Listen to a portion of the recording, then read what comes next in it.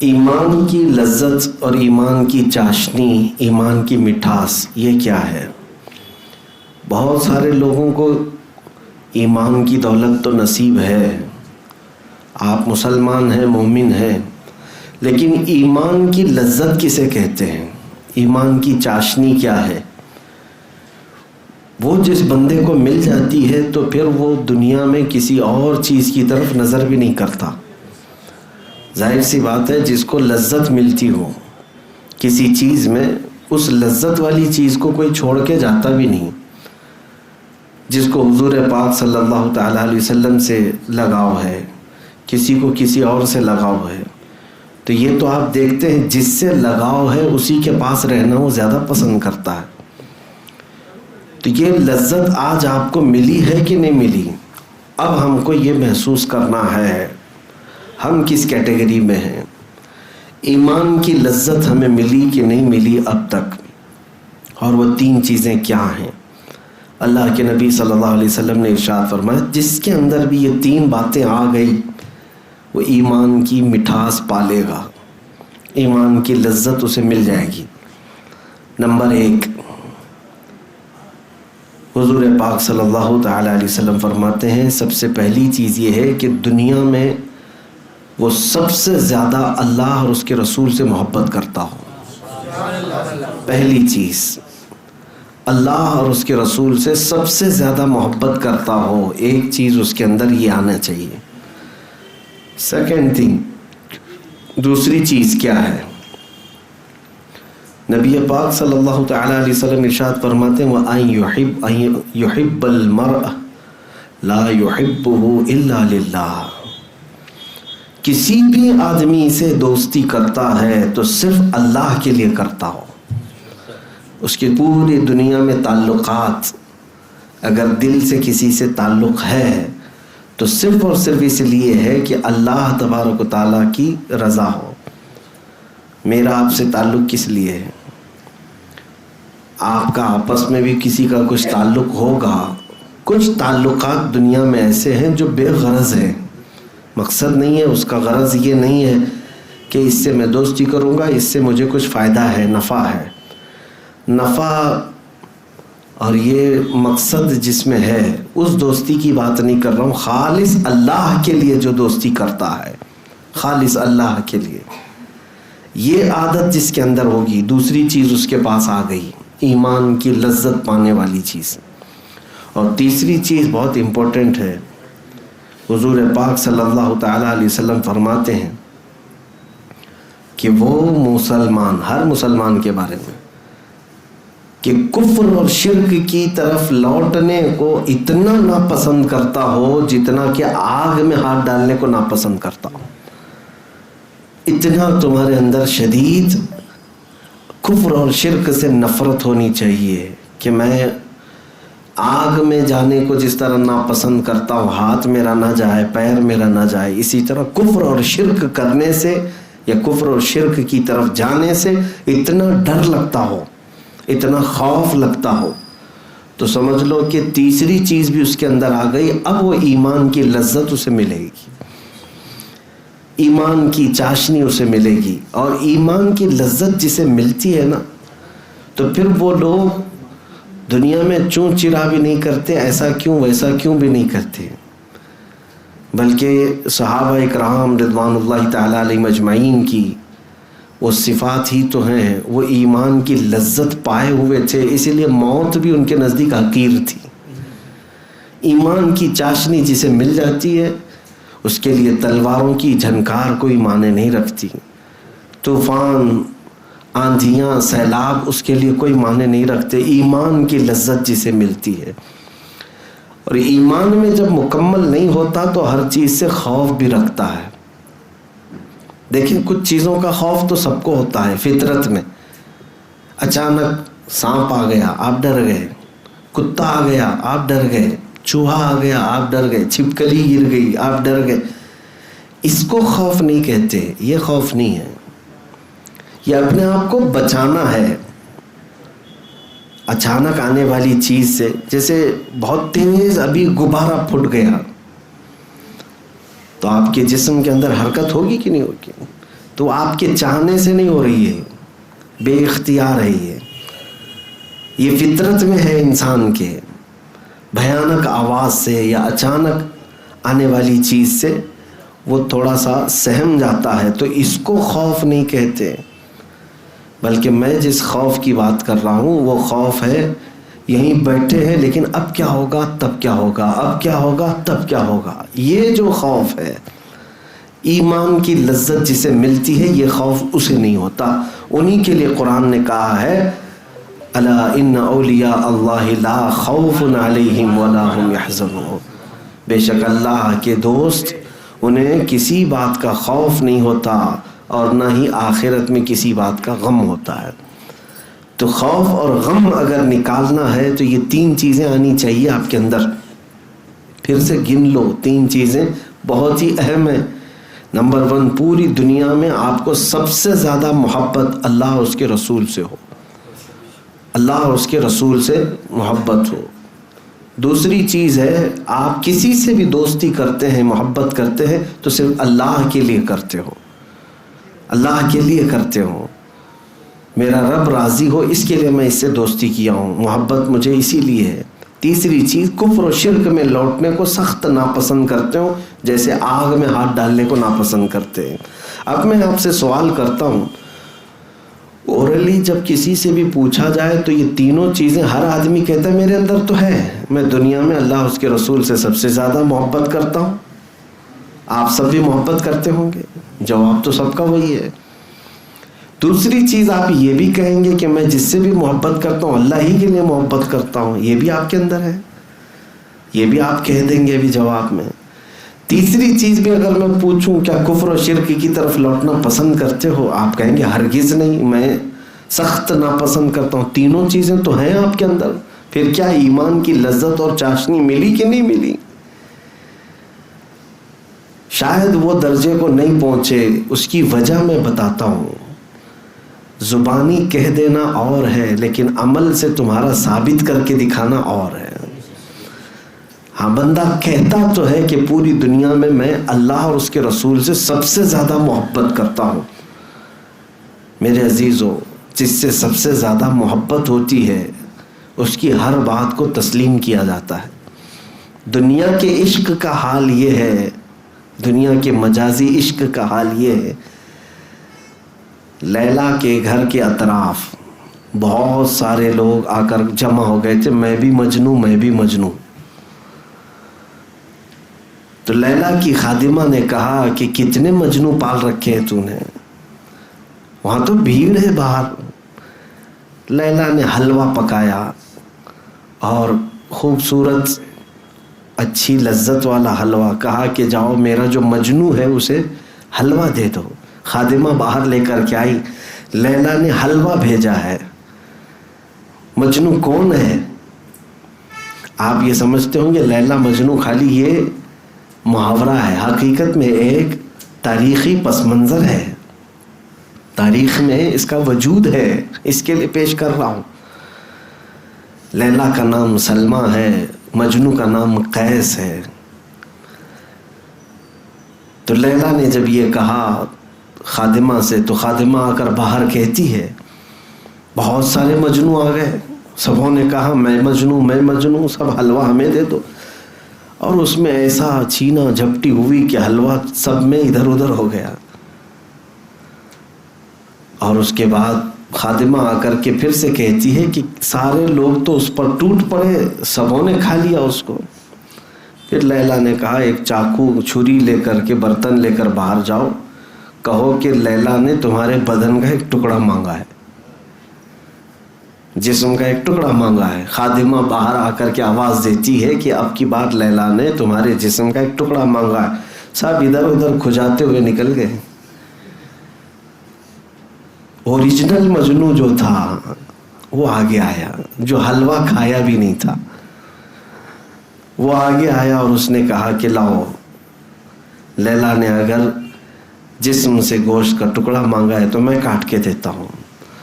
اس نے چاقو لے کر اپنے جسم کی کئی جگہوں سے گوشت کاٹنا شروع کیا اور سب اس نے رکھ دیا اور کہا کہ لیلا نے یہ نہیں بتایا کہ کس جگہ کا چاہیے. میرے عزیزوں، محبت کی یا عشق کی یہ دنیاوی مثال اگر دی جاتی ہے تو میں آپ سے یہ کہنا چاہتا ہوں، حقیقت میں محبت کی مثال پیش کرنا بہت الگ بات ہے اور زبانی طور پر کہہ دینا ایک الگ بات ہے۔ ویسے مومن اور مسلمان اور ویسے مجنو بہت ہیں، لیکن حلوہ کھانے والے بہت ہیں۔ کاش اپنی جان لٹانے والے ہوتے تو یقیناً وہ ایمان کی لذت بھی پا چکے ہوتے، ایمان کی لذت پا چکے ہوتے۔ نبی پاک صلی اللہ تعالیٰ علیہ وسلم نے جب اعلان کیا، صحابہ اکرام وہ حقیقی عشق کے دعوے دار تھے، صرف زبانی نہیں، زبانی نہیں۔ میں یہ تینوں پوائنٹ میں سے اگر پہلے ہی چیز پر بات کروں تو بہت لمبی گفتگو ہو جائے گی، خالی میں آپ سے ایک ہی چیز کا سوال کرتا ہوں، دنیا میں ہم کیا اللہ اور اس کے رسول سے سب سے زیادہ محبت کرتے ہیں؟ دیکھیں، محبت دو طرح کی ہو جاتی ہے۔ محبت کرتے ہیں آپ، میں اس کا انکار نہیں کرتا، ہمیں بھی محبت ہے، لیکن محبت کے کچھ تقاضے ہیں، محبت کے کچھ تقاضے ہیں۔ مثال کے طور پر ایک محبت ہے گھر میں بیٹھ کر کے خالی سوچتے ہوئے محبت کر رہا ہے، دماغی محبت ہے، یہ چاہتا ہے، بہت چاہتا ہے، دل سے بھی چاہتا ہے، لیکن اپنے محبوب کی خواہش کے مطابق بننا نہیں چاہتا، تو اس کے قول اور فعل میں انتر ہے، تضاد ہے، وہ سچا محب نہیں ہے، سچا محبت کرنے والا نہیں ہے۔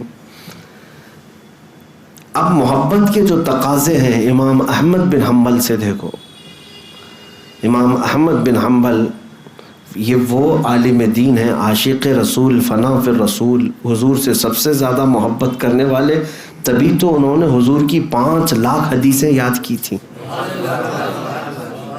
اب جس سے محبت ہوگی اسی کے قول یاد کرے گا نا۔ ہاں، میں نے بہت سارے بچوں کو دیکھا ہے، چھوٹے چھوٹے سے بچوں کو، ان کو ماں باپ کے یا ٹیچرز کی باتیں یاد نہیں، میری باتیں یاد ہیں، اس لیے کہ مجھ سے محبت کرتے ہیں، یا کسی اور عالم سے محبت کرتے ہیں تو ان کے اقوال یاد ہو جاتے ہیں، وہ کیسے کہتے ہیں، وہ کیا بولتے ہیں، ان کے جملے کیا ہیں، یاد ہو جاتے ہیں۔ انسان جس سے محبت کرتا ہے اس کی باتیں یاد کرتا ہے۔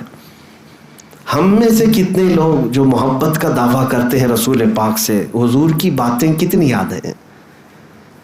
ہمارا دعویٰ تو ہے ہم سب سے زیادہ محبت کرتے ہیں، تو کیا سب سے زیادہ ہمیں ہماری زندگی میں حضور کی باتیں یاد ہیں یا کسی اور کی باتیں یاد ہیں؟ یہ بھی سوچنے کا مقام ہے۔ امام احمد بن حنبل وہ ہیں جو 5 لاکھ حضور کی باتیں، حدیثیں یاد رکھتے تھے۔ کیسا حافظہ تھا، غضب کا حافظہ۔ ایسے ایک نہیں، کئی محدثین ہیں جو رسول پاک صلی اللہ تعالیٰ علیہ وسلم کی حدیثوں کو اپنے پورے سینے میں محفوظ رکھتے تھے۔ وہی امام احمد بن حنبل کی ایک مثال میں آپ کے سامنے رکھتا ہوں۔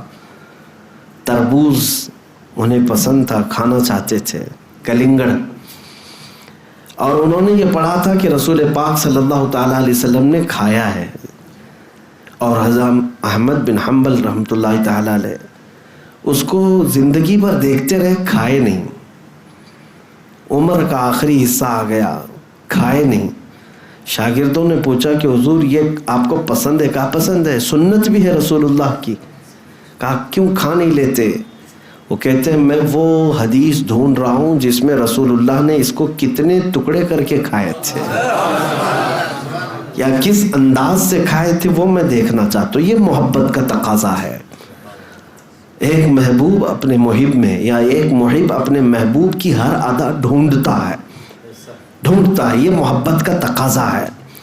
اور کوئی گھر میں بیٹھ کر کے ہی عاشق ہو گیا، گھر میں بیٹھ کر کے ہی محب ہو گیا، یا بڑے بڑے جلسوں میں نعرے لگا کر کے ہی عاشق ہے، تو میرے عزیزوں یہ محبت کا تقاضا نہیں۔ محبت کا تقاضا تو یہ ہے، جنید بغدادی رحمۃ اللہ تعالیٰ علیہ کے پڑوس میں ایک عیسائی کوئی رہتا تھا، حکیم تھا، وہ حضرت جنید بغدادی رحمۃ اللہ تعالیٰ علیہ کے گھر سے جو نالی نکلتی تھی، اس نالی میں سے پیشاب وغیرہ جو بھی گھر کا ہوتا تھا وہ سب نکل جاتا تھا. اس عیسائی نے دیکھ کر کے خالی، آج بھی تو یورین ٹیسٹ ہوتا ہے نا، بلڈ ٹیسٹ ہوتا ہے، یورین ٹیسٹ ہوتا ہے، تو اس نے دیکھ کر صرف اس زمانے میں لوگوں سے بتایا تھا کہ یہ ایسے شخص کا پیشاب جا رہا ہے جو کسی کی محبت میں اپنا کلیجہ جلا چکا ہے.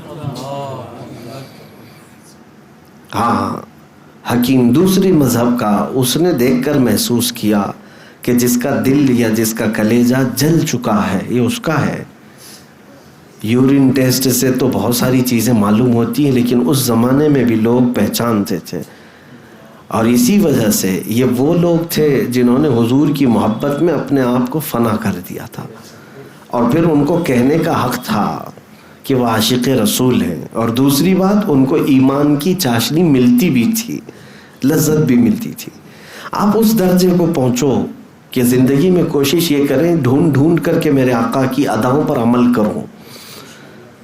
نبی پاک صلی اللہ تعالیٰ علیہ وسلم سے اگر مجھے سچی محبت ہے تو میں بستر کو چھوڑ دوں گا، اٹھ کر کے چلا جاؤں گا کہ میرے آقا کی آنکھوں کی ٹھنڈک نماز میں ہے. میں اپنے محبوب کی آنکھوں کو ٹھنڈک کیوں نہ پہنچاؤں؟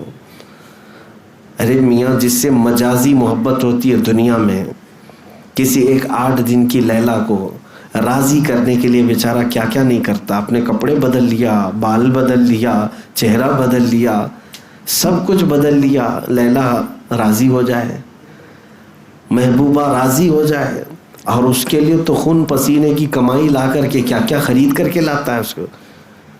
تو دنیاوی مجازی عشق میں جب بندہ یہ سب چیزیں کر لیتا ہے تو حقیقی عشق جو میرے مصطفیٰ سے ہو، اس نبی پاک صلی اللہ تعالیٰ علیہ وسلم کے لیے کب سیریس ہوا بندہ؟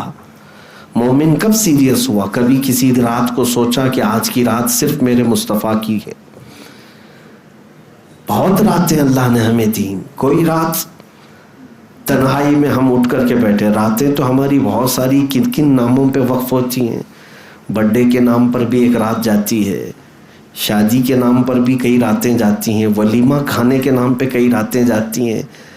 یہ دعوتوں میں سے اگر کچھ بچ جائے تو ہوٹل پر اور پارٹیوں میں ان کے لیے بھی راتیں خاص ہیں. آج کی رات ان کے لیے بہت سارے راتیں صرف اور صرف لوگ گانے بجانے کے لیے یا قوالیاں سننے کے لیے بھی رکھے ہیں. اتنی ساری زندگی گزرنے کو آ گئی، پیچھے مڑ کر کے دیکھو اپنی لائف میں کوئی رات ہم نے میرے آقا کے لیے بھی خاص کر دیا تھا؟ پھر کون سی محبت کی ہم بات کرتے ہیں؟ تو پہلے ہی پوائنٹ میں ہم اٹکے ہوئے ہیں. 3 باتیں میرے آقا نے فرمایا، ثلاث من کن فیہ وجد بہن حلاوت الایمان. 3 چیزیں جس کے اندر ہوں گی ایمان کی چاشنی اسے مل جائے گی. ان میں سے پہلی ہی چیز پر ہم کامل نہیں ہو پائے. سب سے پہلا پوائنٹ ہے اللہ اس کے رسول سے سب سے زیادہ محبت ہو، سب سے زیادہ محبت ہو. لیکن کبھی کبھار دوسری محبتیں آڑے آ جاتی ہیں ہمارے پاس. وہ آپ نے نہیں دیکھا، ہم کہتے تو ہیں اللہ کی ذات سے ہمیں بے پناہ محبت ہے، لیکن عمل میں ہم نہیں کر پاتے، عمل میں نہیں کر پاتے. ایک طرف تمہاری دکان ہے، ایک طرف تمہارا بزنس ہے، ایک طرف تمہاری روزی ہے، اور ایک طرف اللہ کی عبادت ہے. اگر تم سچی محبت کا دعویٰ کرتے ہو کہ میں اللہ سے سب سے زیادہ محبت کرتا ہوں، تو جیسے ہی تمہیں اللہ کی طرف پکارا جائے حی علی الصلاۃ، پھر دیکھنے کا مقام ہے کہ اس کو پسند کر رہے ہو کہ اس کو پسند کر رہے ہو. عمل سے ہی پتہ چل جاتا ہے کہ تم کس کو زیادہ پسند کر رہے ہو. نہیں، دکان ہے کیسے چھوڑ کے جاؤں گا، بعد میں بھی پڑھ لیا جائے گا. بزنس ہے بعد میں بھی دیکھ لیا جائے گا، نمازیں سب ملا کے رات کو ایک بار کر لیں گے. تو اللہ سے اگر سب سے زیادہ محبت کرتا ہو تو یہ چیزیں کیوں آڑے آ گئی؟ تو پھر جھوٹ بول رہے ہو. صرف ایک بات میں نہیں، بہت ساری باتیں میں آپ کو بتاؤں. وہ ایک فقیر آدمی کی بات میں نے سنایا تھا آپ کو. بیچارہ سائل تھا، مانگنے والا تھا. فروٹ کی دکان میں اس نے کچھ مانگا، اللہ کے نام پہ کچھ دے دو. مسلمان آدمی تھا، پھل بیچنے والا. آم جو سڑے ہوئے نکلے ہوئے تھے نکال کر کے دے دیا. مانگنے والوں کو کیا دیا جائے گا؟ جو بچا ہوا ہے یہی دیا جائے گا۔ اس کے بعد تھوڑی دیر میں وہ فقیر نے اپنے جیب سے پیسے نکالے، 10 روپے 20 روپے، کہا کہ میاں یہ پیسے ہیں، اس کے کچھ پھل اچھے دے دو، پیسے کے بدلے میں جو پھل ملیں گے وہ اچھے پھل ملیں گے، معاوضے بھی مل رہے ہیں۔ تو اچھے پھل اس کو مل گئے، 3 پھل آم۔ اب وہ فقیر دونوں پھل اپنے ہاتھ میں لیا اور اس کے بعد اللہ تعالیٰ سے کہتا ہے مولا یہ تیرا بندہ ہے، دیکھ اس نے تجھے کیا دیا ہے اور مجھے کیا دیا ہے۔ تیرے نام پہ میں نے مانگا تھا تو سڑی ہوئی چیزیں دیا، اور میں نے اپنی دولت سے مانگا تو مجھے اچھی چیزیں دیا۔ وہ دکان کا مالک جو تھا مسلمان تھا، رونے لگ گیا، کہا مجھ سے خطا ہو گئی، بہت بڑی خطا ہو گئی۔ میرے عزیزوں، زندگی میں ہم بہت مرتبہ یہ کام کرتے ہیں، بہت مرتبہ یہ ساری چیزیں ہو جاتی ہیں۔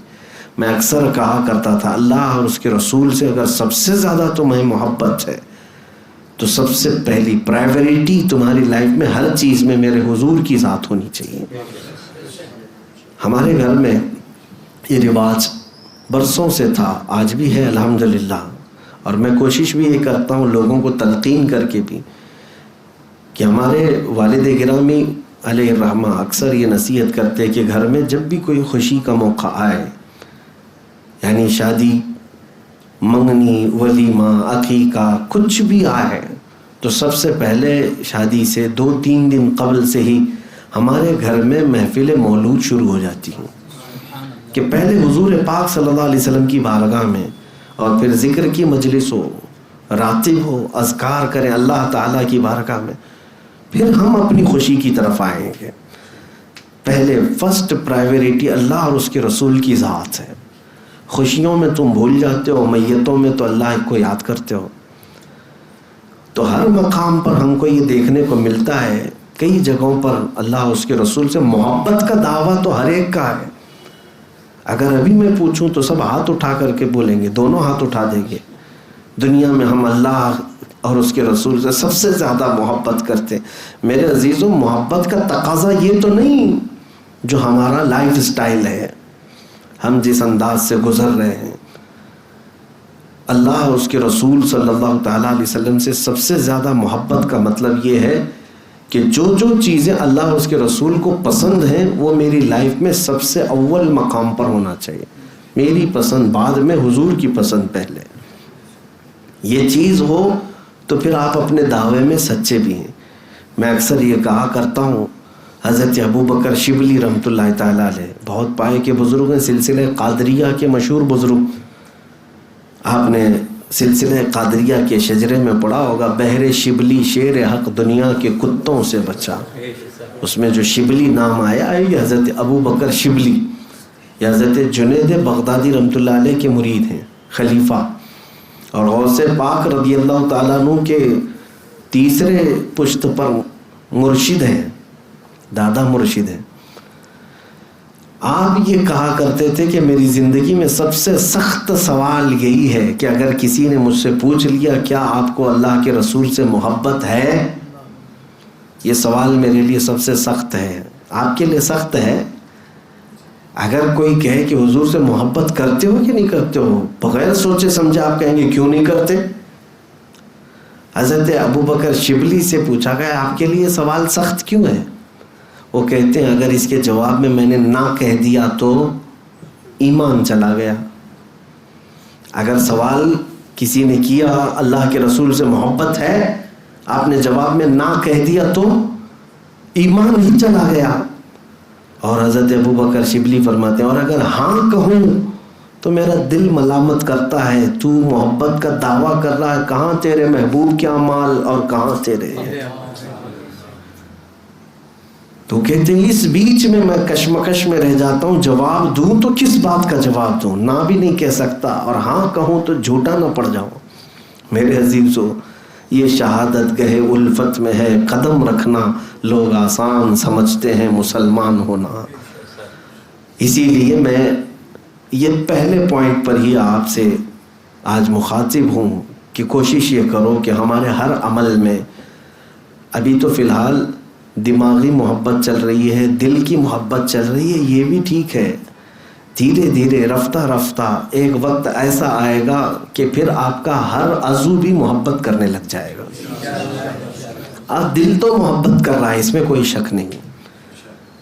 اس کی علامت کیا ہے؟ آپ کا دل اللہ سے بھی محبت کر رہا ہے، حضور سے بھی محبت کر رہا ہے. اس کی علامت یہ ہے کہ آپ نبی کے خلاف اور اللہ کے خلاف کچھ بھی سننا پسند نہیں کرتے. حقیقت ہے یا نہیں؟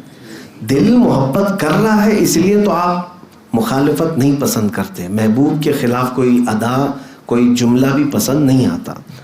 تو یہ محبت تو آج ہے، دل کی محبت ہے، دماغ کی ذہن سے محبت ہے. لیکن اب رفتہ رفتہ جو جسم کے ہر عضو کے اندر محبت آنی چاہیے اس کی کمی ہے. اور وہیں جب یہ سلوک جس کو کہتے ہیں، تصوف کے راستے میں سلوک منزل ہے، جب بندہ اپنے ہر عضو سے یہ ثابت کر دے، ہاتھ اٹھے تو بھی لگنے لگے کہ یہ رسول پاک کی محبت میں ہی کرتا ہے. اٹھنا بیٹھنا چلنا پھرنا کھانا پینا سونا، دھیرے دھیرے زندگی کا لائف سٹائل چینج ہوتا گیا، اپنے محبوب کی طرح ہونے لگ گیا، تو سمجھ لو کہ اب پورا جسم محبت کر رہا ہے، پورا جسم محبت کر رہا ہے، ہر عضو محبت کر رہا ہے. اللہ رب العزت سے جب محبت کرنے والوں کا حال یہ ہے کہ ان کے ٹکڑے بھی کر دیے جائیں تو ہر ٹکڑے سے اللہ کی آواز آتی ہے، اللہ اللہ کی صدا آتی ہے. منصور حلاج کے متعلق ہم نے سنا ہے، ان کو پھانسی دے دی گئی تھی، لیکن اس کے باوجود ان کے کٹے ہوئے جسم کے ہر ٹکڑے سے آواز آتی تھی اللہ تبارک و تعالیٰ کی بزرگی بیان کرنے کی.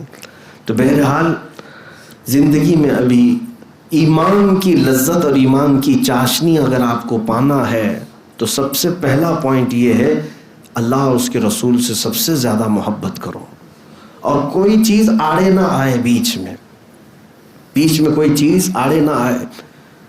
وہ بدر کے صحابہ جو شہید ہو گئے، 2 چھوٹے بچے معاذ اور معوذ رضی اللہ تعالیٰ عنہ، پتہ ہے ایک بچے کا اس میں ہاتھ کٹ گیا تھا اور بغل کی چمڑی سے لٹک رہا تھا.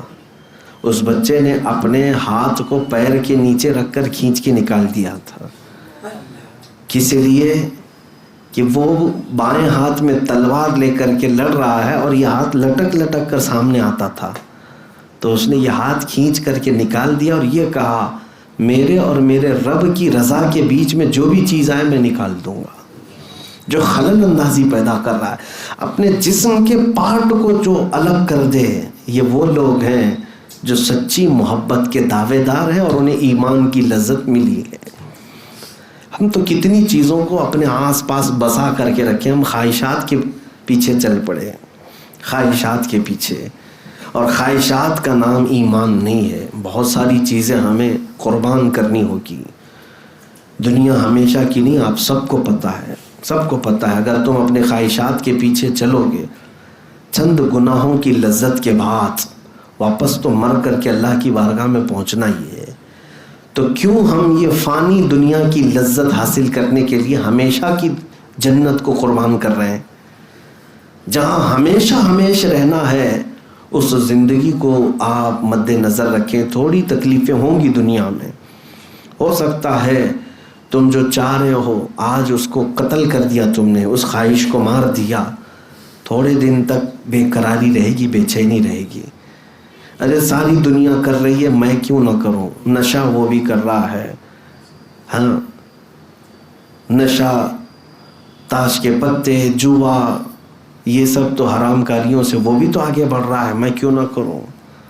اسلام نے سود سے روک دیا ہے، فلاں تو سود اور بڈی میں تو کروڑ پتی بن گیا، میں بھی تھوڑا حاصل کر لیتا، کیا ہو جاتا؟ یہ خواہشات تو دوسروں کو دیکھ دیکھ کر بار بار آتی رہیں گی، بار بار ہوتی رہیں گی. اور ہر خواہش کو جب جب تم مار دو گے اللہ کے لیے، پھر یہی وہ منزل ہے جب تمہیں ایمان کی لذت مل جائے گی. کسی دن بہک گئے، اللہ کو چھوڑ دیا اور اپنی خواہش کے پیچھے چل پڑے. لوگ یہ اب نوجوانوں کے لیے بڑا چیلنج ہوتا ہے، بہت چیلنج.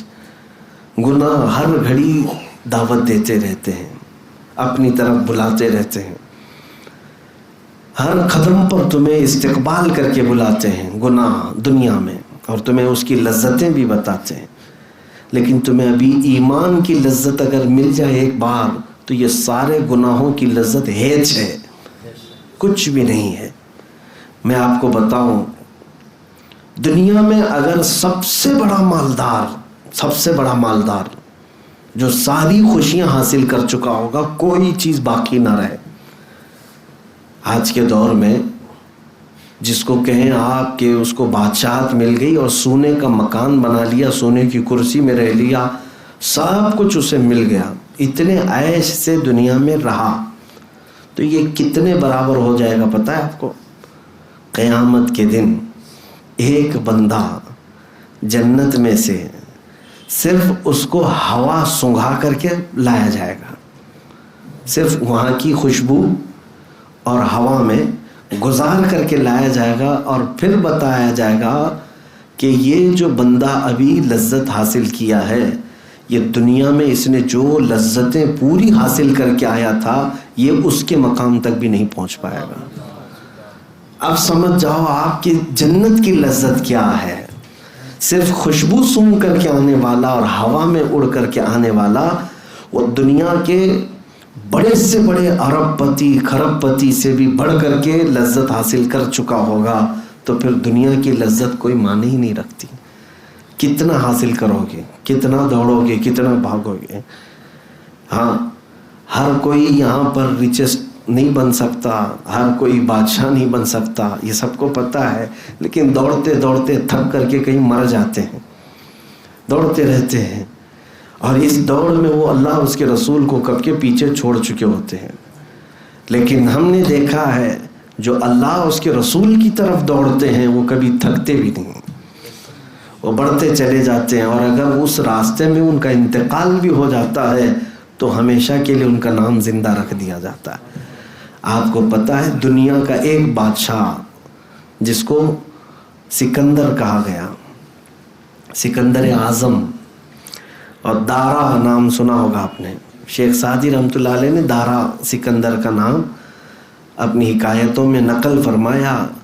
پون دنیا پر اس نے حکومت کر لی تھی، تقریباً پونی دنیا حاصل کر لیا تھا، ہر جگہ وہ ہر ملک قبضہ کیا، ہر خزانہ اس کے پاس، پونی دنیا۔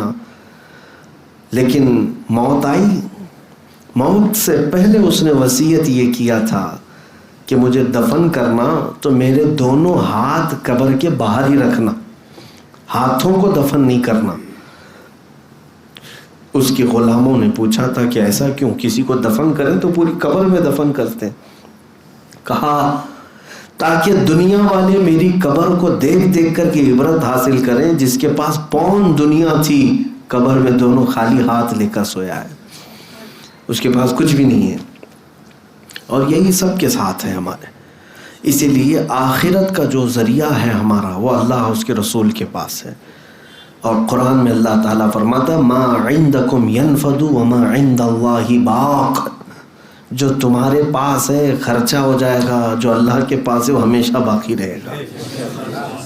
کب تک باقی رکھو گے تمہارے پاس؟ جو بھی چیز تمہارے پاس ہے سب خرچہ ہو رہی ہے۔ آپ کیا سمجھ رہے ہیں؟ بینکوں میں لاکرز میں جو چیز لگا کر کے آپ رکھیں خرچہ نہیں ہوتی، ٹھیک ہے سیونگ میں رکھ لو، لیکن کیا کیا خرچہ ہو رہا ہے آپ کو پتہ ہے؟ ہر چیز خرچہ ہو رہی ہے۔ آپ کے گھر کا پانی، آپ کے گھر کا دانا، آپ کے گھر کا کھانا، اس کے علاوہ آپ کے کپڑے۔ ہاں، آپ 50 سال تک تو کپڑے نہیں پہنتے، جو ہے آپ کے پاس وہ جانے والے ہیں۔ اور سب سے بڑھ کر کے یہ ہے کہ آپ کا جو سب سے زیادہ خرچہ ہو رہا ہے، پیسے بھی جمع کر کے رکھ لیے، پراپرٹی بھی کسی کو نہیں بیچ رہے، سب جمع کر کے رکھ رہے ہیں، لیکن قرآن کے مطابق ایک چیز خرچہ ہو رہی ہے، وہ ہے تمہارے زندگی کے دن۔ وہ تو خرچہ ہو کے رہیں گے، اس کو کیسے روکو گے؟ آج 25 سال کے ہو، چند دنوں کے بعد پھر ملو گے، کہو گے ہم 26 کے ہو گئے، 1 سال تو خرچہ ہو گئے ہمارے۔ اس خرچے کو تم روک نہیں سکو گے۔ ما عندکم ینفد وما عند اللہ باق، اللہ فرماتا جو تمہارے پاس ہے یہ سب خرچہ ہو جائے گا، اور جو اللہ کے پاس ہے وہ ہمیشہ باقی رہے گا. اس کے لیے زندگی میں اللہ اور اس کے رسول سے سب سے زیادہ محبت کرو، اور وہیں بھیجنے کے لیے کچھ تیاریاں آج ہی کر لو، آج ہی بھیج دو وہاں پر کچھ چیزیں جو باقی رہیں گی، اور تاکہ ہم قبر میں جائیں اور حشر میں جائیں تو سکون سے رہ سکیں. ویسے مجھے بتاؤ اس دنیا نے کیا سکون دیا، کیا سکون دیا؟ میں کبھی کبھار سوچتا ہوں، ایک بندہ، میں نے تفسیر میں اس سے قبل ایک بار کہا تھا، ایک بندہ دنیا میں دوڑتا رہا مال کے لیے، اولاد کے لیے، بیوی بچوں کے لیے، سکون تو تھا نہیں. صبح اٹھتا تھا، بھاگتا تھا، شام ہوتی تھی آتا تھا، تھک ہار کر کے سوتا تھا، اور پھر کبھی بزنس میں دھوکہ، کبھی اس میں خسارہ، کبھی نقصان، یہ سب چیزیں تو جھیلتا رہا. کبھی کسی کا قرض، اور کبھی کسی کا تانا، کبھی کسی کی گالی، کبھی کسی سے مار پیٹ. یہ سب تو لائف میں چل ہی رہا ہے، سب کے چل رہا ہے. عورتیں الگ پریشان، مرد الگ پریشان. تو کوئی ایک بندہ ایسا کہ سوچتا رہا کہ چلو یہ سارے جھمیلے سے نکل کر کے مر جائیں گے، سکون سے سوئیں گے، سکون رہے گا. مر کر کے گیا تو قبر میں ابھی رکھ کر کے گئے ہی تھے کہ فرشتے آ گئے، منکر نکیر پوچھنے لگے، چلو بتاؤ دنیا میں کتنی نمازیں چھوڑے تھے، کتنے پڑھے تھے. سوالات جوابات ہونے لگ گئے، عذاب قبر ہونے لگ گیا. اس کو تو وہاں پر نیز بھالوں سے مار رہے ہیں فرشتے، اتنا تیز کہ ایک بار فرشتہ اس کو مارتا ہے تو وہ 2 میل اندر جاتا ہے. قبر دباتی الگ ہے، کئی طرح کے عذابات اس پر مسلط رہتے ہیں. وہ تھک جاتا ہے بندہ، دنیا کے جھمیلوں سے چھٹکارا حاصل کر آرام سے سونے آیا تھا، لیکن یہاں پر بھی تو پریشانی ہے. اور ہر پل یہ تمنا کرتا ہے کاش جلدی قیامت آ جائے، جلدی قیامت آئے. پھر سور پھونکا گیا، اچانک اس کو اعلان ہو گیا قبر میں کہ چلو چلو حساب کا دن آ گیا. اٹھ گیا، چلو یہ قبر والے چکر سے تو آزادی مل گئی. جیسے ہی میدان قیامت میں پہنچا، پتہ چلا کہ یہاں ہر چیز کا بھی حساب دینا ہے، اور یہ دن بھی 50,000 سال کے برابر کا ہے. یہاں تو سورج کو قریب کر دیا گیا، بھیجے پک پک کر کے کانوں سے ابل رہے ہیں، پسینوں میں لوگ تربتر ہے. محشر کا میدان اور بھی سخت، اور لوگ اپنے اپنے اعمال نامے لے کر کھڑے ہیں. اعمال نامہ 4 پنوں کی ایک کتاب کا نام نہیں، 4 پیج نہیں ہے. قرآن پاک کی تفسیر اگر پڑھیں گے تو ہر ایک کا نام ہے اعمال جو فرشتے لا رہے ہوں گے. اتنی کتابیں ہوں گی، جہاں تک نظر جائے گی تمہاری کتابیں ہوں گی. اتنا لکھ چکے ہوں گے وہ لوگ، فرشتے اتنا لکھ چکے ہوں گے. اور پھر کہا جائے گا سب پڑھ کر کے سنا. ہر بندہ چیخ مارے گا، پکارے گا، ما لہذا الکتاب لا یغادر صغیرۃ ولا کبیرۃ الا احصاها. یہ کتاب کیسی ہے مولا، کوئی چھوٹی چیز بھی چھوڑا نہیں، بڑی چیز بھی چھوڑا نہیں، سب لکھ دیا. نام اعمال، پھر وزن کرنے کا معاملہ، پھر پل صراط سے گزرنے کا معاملہ بڑا کٹھن تھا. سوچتا رہا. 3 مرحلے میں بتا رہا ہوں. دنیا سے سارے جھمیلوں سے چکر نکل کر کے قبر میں جانے کو سوچا کہ سکون ملے گا. قبر میں پہنچا تو بھی نہیں. قبر سے اٹھا، حشر میں سوچا، حشر میں حساب کتاب الگ، اور پکڑ ہو گئی. اب یہ آخری منزل تھی. اب سوچو دنیا کے چکروں سے نکل کر قبر میں آیا تھا سکون لینے کے لیے، وہاں نہیں ملا. قبر سے اٹھ کر کے حشر میں سوچا تھا کہ وہاں سب ختم ہو جائے گا. حشر کے میدان میں حساب کتاب ہو جانے کے بعد اعلان کر دیا گیا کہ فلاں بن فلاں جہنم میں جائے گا. کون سی لائف اس کے پاس رہی؟ نہ دنیا، نہ قبر، نہ حشر، خسارہ ہی خسارہ. اسی لیے قرآن میں اللہ نے فرمایا والعصر ان الانسان لفی خسر. زمانے کی قسم، بے شک انسان گھاٹے میں ہے، انسان خسارے میں ہے. اور یہ باتیں وہ ہو گئی کہ اگر کسی کے نام کا اعلان ہو گیا قیامت میں کہ تیرا حساب ہو گیا، اب تو دوزخ میں چلا جا، جہنم میں جا، فرشتے بالوں سمیت پکڑ کر لے جائیں گے. الگ الگ انداز میں میرے آقا نے فرمایا اس کی منڈی کو، اس کے منہ کو گھٹنوں میں ڈال دیں گے، اور اس طرح سے اس کو کھینچتے ہوئے لے جائیں گے. بعض کو تو محشر کے میدان میں ایسے لایا جا رہا ہوگا کہ ان کے انتڑیاں ان کے پیچھے کے مقام سے باہر نکالی گئی ہوں گی. الگ طریقے کے عذابات کا شکار. اب کہاں سکون تھا اس کو, کہاں ہے؟ مجھے بتاؤ ہے میرے عزیزو, کیا اس فانی دنیا میں سکون لے لیا آپ نے؟ قبر میں بھی نہیں ملا, حشر میں بھی نہیں ملا, تو سب کا سب خسارہ ہی خسارہ ہوا. پھر ہم پوچھتے ہیں اے اللہ تو نے یہ زندگی دی, کوئی تو ایسی لائف, کوئی تو ایسی زندگی جہاں سکون ملے. تب پھر تمہیں آواز آئے گی کہ اگر تو اس دنیا کی لذت کو چھوڑ دیتا تو ہر لذت میں تیرے لیے تیار رکھتا. ہاں, لیکن تو نے ان لذتوں کے لیے ہمیشہ کی زندگی کو قربان کر دیا. آج میں اسی بات پر آتا ہوں, کاش اللہ اور اس کے رسول سے سچی محبت کرو, تو پھر وہ وقت آپ دیکھو گے کہ یہاں سے جاؤ گے, قبر میں جانے سے پہلے تمہارے استقبال کی تیاریاں ہو رہی ہوں گی. میرے آقا نے فرمایا تمہیں قبر میں رکھتے ہی فرشتے ہیں اسی رات کو یہ کہہ کر کے جائیں گے, نم کا نومت العروس, سو جا ایسے اب جیسے دولہا سوتا ہے نا, چین کی زندگی, لطف اٹھاؤ, قبر میں جا کر آرام سے سو. اسی لیے اعلیٰ حضرت کو سنو کیا کہتے ہیں, خاک ہو کر عشق میں آرام سے سونا ملا. ہاں, حضور کے عشق میں خاک ہو گیا تھا, تب جا کر کے آرام سے سونا ملا. جان کی اکسیر ہے الفت رسول اللہ کی, جان کی اکسیر ہے الفت رسول اللہ کی.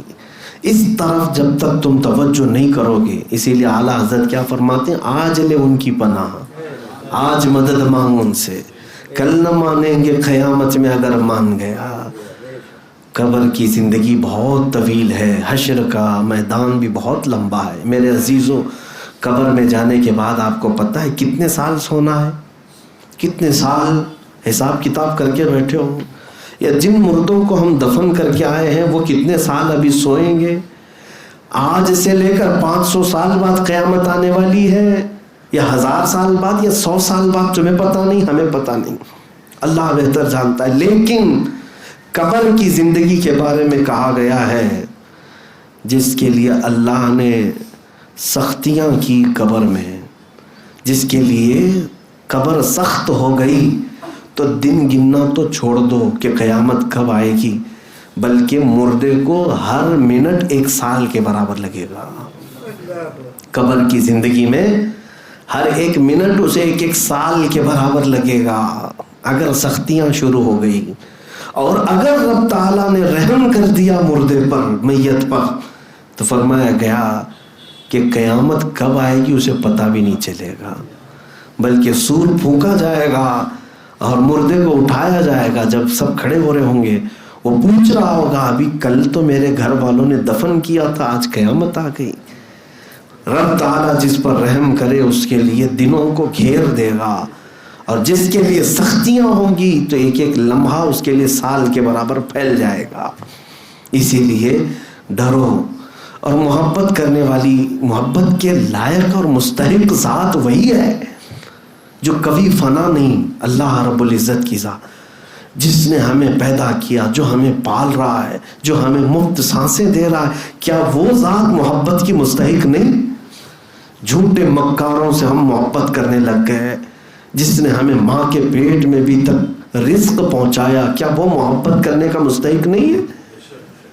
بندہ اگر سب سے زیادہ محبت کرے تو اپنے پالنے والے سے کرے, اپنے خالق سے کرے, جس نے اسے ماں کے پیٹ سے لے کر یہاں تک پہنچایا. قرآن میں کتنی جگہ کہا اس نے, رب تعالیٰ فرماتا هو الذی یحییکم ثم یمیتکم, وہی ہے جو تجھے زندگی دے رہا ہے اور پھر تجھے موت دے گا, پھر تجھے اٹھائے گا. منہا خلقناکم وفیہا نعیدکم ومنہا نخرجکم تارۃ اخری. مٹی پر ڈالنے کے بعد یہ کہا جاتا ہے, اللہ فرما رہا ہے اسی مٹی سے ہم نے تجھے پیدا کیا, اسی میں ہم تجھے ڈال رہے ہیں, اور اسی سے پھر تجھے ہم اٹھائیں گے. کیا یہ رب تبارک و تعالیٰ کی تمام فرامین بندے کو جھنجھوڑنے کے لیے کافی نہیں ہے؟ میرے اوپر قدرت, میرے اوپر حکومت, میرے اوپر بادشاہت, میرے اوپر سلطنت, کسی کی ہے تو صرف میرے پیدا کرنے والے کی ہے. تو پھر محبت بھی اسی کو زیب دیتی ہے، محبت بھی اسی سے کی جائے. اور جو مولا ہم کو پالنے والا، ہم کو پیدا کرنے والا، اس سے محبت کرنا پہلا درجہ بنتا ہے. اور پھر دوسرے درجے پر وہ رب جس سے محبت کر رہا ہے، اس رسول سے محبت کرنا بھی ہمارے لیے شان ہے. یہ مومن کی شان ہے. میں 3 باتیں تھی پوری نہیں کر سکا. اس میں پہلا ہی نقطہ ہے، دنیا میں سب سے زیادہ کس سے محبت ہو؟ اللہ اور اس کے رسول سے. ثلاث من کن فیہ وجد بہن حلاوت الایمان. میرے آقا صلی اللہ علیہ وسلم کی حدیث ہے، 3 چیزیں جس کے اندر آ گئی وہ ایمان کی لذت پالے گا، ایمان کی چاشنی پالے گا. کاش ہماری زندگیوں میں وہ وقت آئے کہ جب دنیا و ما فیہا سے ہم بے نیاز ہو جائیں، دنیا کے تانے، دنیا کی تکلیفیں ہمیں پریشان نہ کر سکیں. ہمیں ایمان کی چاشنی اور ایمان کی لذت اللہ عطا کرے. جس دن آپ کو یہ لذت ملے گی، آپ خوشی خوشی دنیا سے چلے جائیں گے، اور آپ کو مرنے کا اور کسی کے مارنے کا کبھی درد بھی نہیں ہوگا. ایمان کی لذت بہت اعلیٰ چیز ہے، بہت اعلیٰ چیز ہے. اس کو میں آپ کو ایک مثال سے بتا کر ختم کرتا ہوں. موبائل میں کوئی گم ہے، گیم کھیلنے والے بچوں کو دیکھیں آپ، پریکٹیکل جا کر کے دیکھ لینا. کئی مرتبہ بچوں کے بال کھینچ لو، چونٹی کاٹ لو، کچھ نہیں پتہ چلتا، وہ مہوا ہے، اس میں مصروف ہیں. آپ نے کئی بار چونٹی کاٹ لی، بال کھینچ لیا، ہاتھ جھٹک دیا اور اس میں مصروف ہے. کیوں؟ اس لیے کہ اس کی لذت اسے مل رہی ہے. اور جس دن ایمان کی لذت ملے گی، کوئی تلوار کیا ہمیں متجہ کر سکتی ہے؟ کوئی کچھ بھی نہیں. ایمانی لذت جسے ملے گی، پھر وہ مرنے کے وقت بھی یہ کہے گا جس چیز کے لیے میں نے زندگی گزاری ہے وہ چیز مجھے نظر آ گئی، فزت برب الکعبہ. صحابہ کرام کا یہ نعرہ تھا کہ وہ موت کے وقت میرے آقا صلی اللہ علیہ وسلم نے جو وعدے کیے تھے وہ اپنی آنکھوں سے دیکھتے ہوئے جا رہے تھے. اللہ کریم ہم سب کو ایمان کی لذت عطا فرمائے، ایمان کی چاشنی عطا فرمائے. کریم خدا دنیا میں ہمیں سب سے زیادہ تجھ سے اور تیرے حبیب سے محبت کی توفیق عطا فرمائے. ہمارے دلوں کو دنیاوی آلائشوں سے پاک کر دے، دنیاوی گندی محبتوں سے پاک کر دے. اے رب العالمین، تیرا دیا ہوا یہ دل ہے مولا، یہ دھڑکے تو تیرے لیے اور تیرے حبیب کے لیے. مولا ہم سب نکموں کو کام والا بنا دے. وصلی اللہ تعالی علی خیر خلقہ محمد وآلہ واصحابہ اجمعین، وآخر دعوانا الحمد للہ.